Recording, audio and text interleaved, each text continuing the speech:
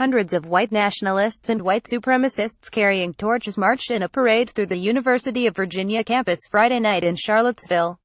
Evelyn Hochstein for The Washington Post. The University of Florida has denied a request to rent space on its campus for an event that was expected to bring white nationalist leader Richard Spencer to the public flagship school next month. The decision to deny the National Policy Institute's request was detailed in a message from University President W. Kent Fuchs, which was posted to Facebook on Wednesday. Spencer is president of the institute, which is headquartered in Northern Virginia. Amid serious concerns for safety, we have decided to deny the National Policy Institute's request to rent event space at the University of Florida, Fuchs said in the statement. This decision was made after assessing potential risks with campus, community, state and federal law enforcement officials following violent clashes in Charlottesville, and continued calls online and in social media for similar violence in Gainesville, such as those decreeing the next battlefield is in Florida. The institute had contacted the school to reserve space for a speaking event September 12, according to a previous message from Fuchs.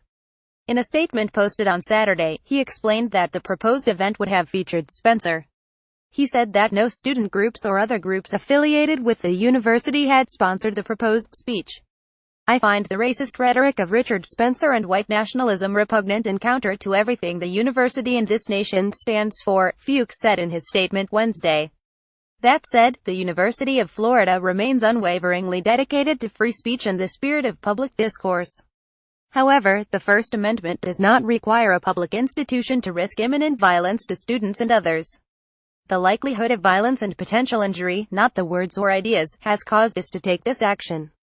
Spencer did not immediately return an email seeking comment Wednesday. The institute also did not immediately return a request for comment. I signed an agreement and sent it in to the event coordinator, Cameron Paget, the man who was trying to set up the UF event, told the Associated Press. I don't know who's advising them on why they think they can do this. Paget is affiliated with the institute, according to the AP, which wrote that he plans to file a legal challenge. Should the National Policy Institute challenge this legally, we are prepared to vigorously defend the president's decision, Janine Sykes, a UF spokeswoman, told the Post.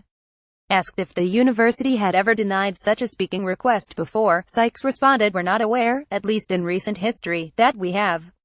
UF's decision comes after crowds of white nationalists and white supremacists clashed with counter-protesters last weekend in Charlottesville, home to the University of Virginia. One person was killed and 19 others wounded Saturday when a car plowed through a crowd of counter-protesters, and 2 state police officers died in a helicopter crash. Truly, what happened in Charlottesville over the weekend, we were looking at this request differently before that, and after, post-Charlottesville, our law enforcement reached out, Sykes said. We just had some bigger concerns, in terms of safety and security of our students, faculty, staff, and any visitors.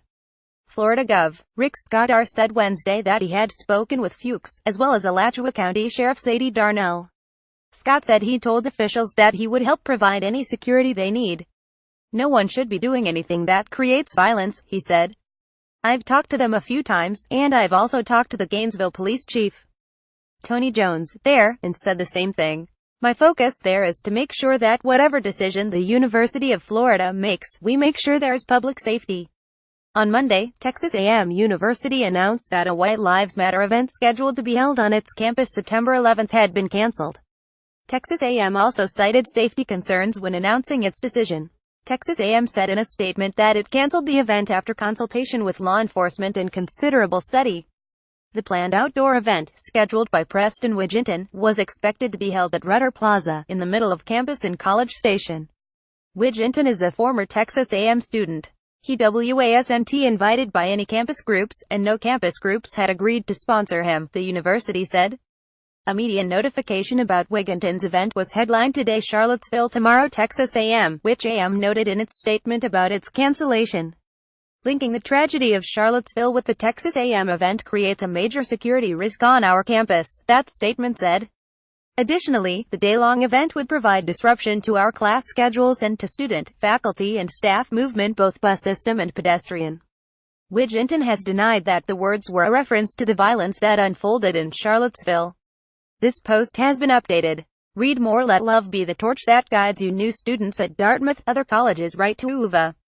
Charlottesville might be changed for me forever. Students contemplate return to school after deadly rally.